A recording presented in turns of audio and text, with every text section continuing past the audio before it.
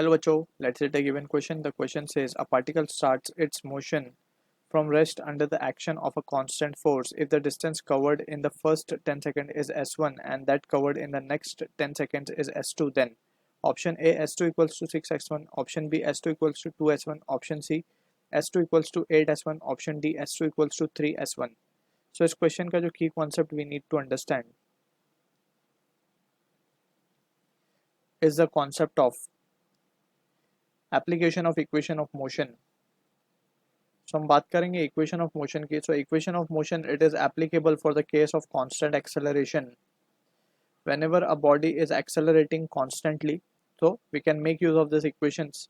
First equation होती है इसमें velocity time relation, जिसमें हम लिखते हैं v equals to u plus at. V is final velocity, u is initial velocity, a is acceleration, t is time.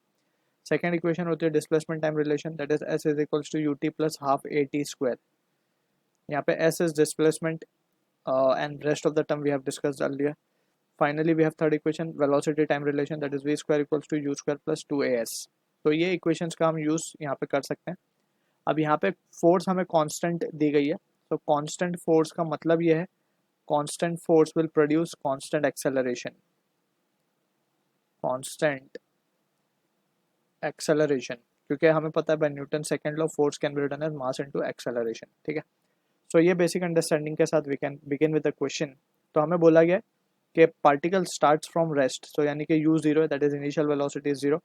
In first 10 second की बात करें हम, तो in first 10 second we can calculate the displacement, that is s1 given है, so वो हो जाएगा ut plus half at square. second equation use करें, अब u तो 0 है तो first term we are not writing, direct हम लिखेंगे half, let's say acceleration जो constant acceleration हम a मान लेते हैं, ठीक है, जो act कर रहा है body पे, since force is constant तो उसके corresponding acceleration a ले लें हम, and that will be 10 का square. so ये आ जाएगा result हमारे पास 100 यानी कि 50 a. let's say this is our expression number 1.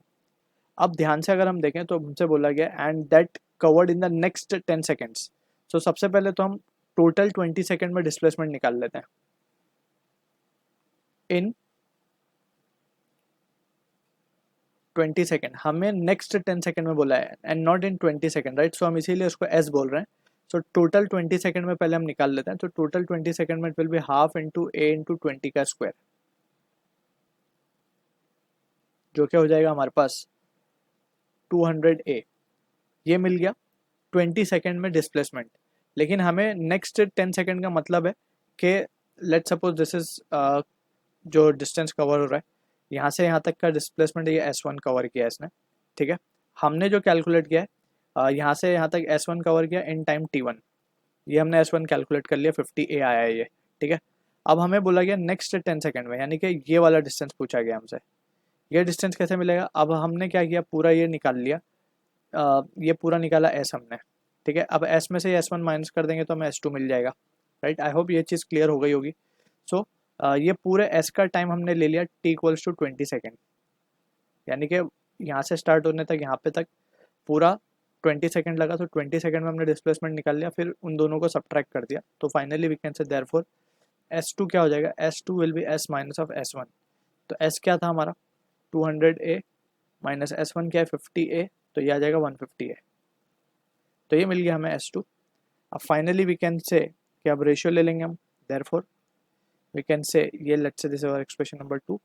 सो अगर हम लिखें तो s2 अपॉन s1 यानी कि 2 डिवाइड बाय 1 अगर हम करें तो we can write s2 upon s1 will be equals to 150 upon a, that is 3. So finally ये हो जाएगा s2 will be equals to 3s1. So this is the answer for the question, जो कि match होगा option D के साथ. I hope you understood the solution. All the best.